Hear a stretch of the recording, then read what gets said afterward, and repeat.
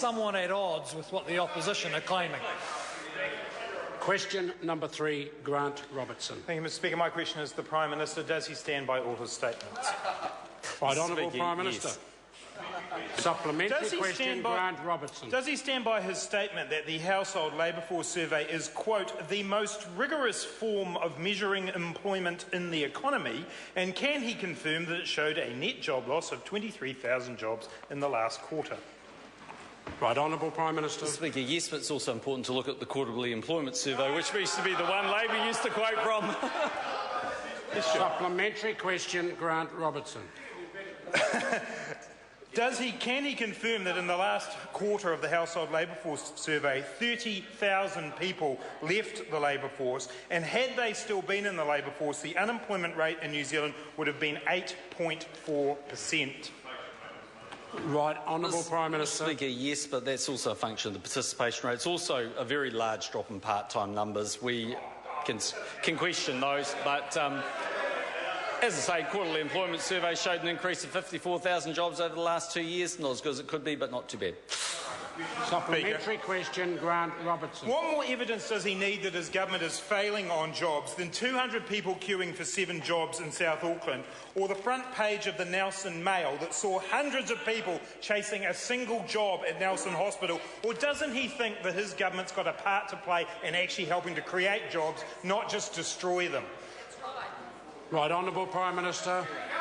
Yeah, Mr Speaker, well, it's not unusual when you have a lot of people chasing one job. My understanding is all 38 members of the Labour caucus are chasing that job. That is not a helpful answer to the order of the House. Point of order, Right Honourable Winston Peters. Mr Speaker, by my reckoning, that is 6 times today.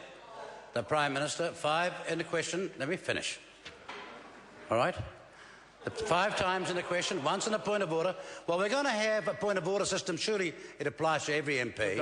And your job is to defend the interests of minorities in this House.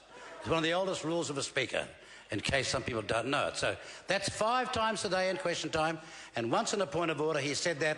So my question to you is, when are you going to do something about it? As I said to the member earlier, this is a political debating chamber. The question itself was reasonably political. It got a political answer. As I realised where the Prime Minister was, I stood and closed him down. Further supplementary, Grant Robertson.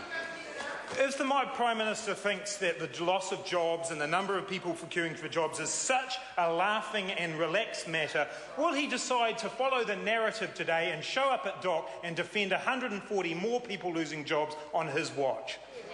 Right, Honourable Prime Minister. Mr Speaker, of course people feel for the people in DOC who may be losing their job, but it's also important to understand that process actually started under Labor in the Chris Carter review.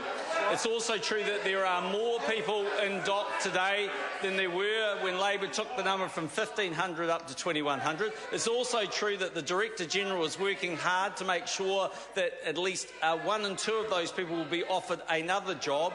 And it's also true that organisations do need to restructure, because in fact the Director-General said it wouldn't matter how much money they gave him, he'd still be taking the course of action that he is today.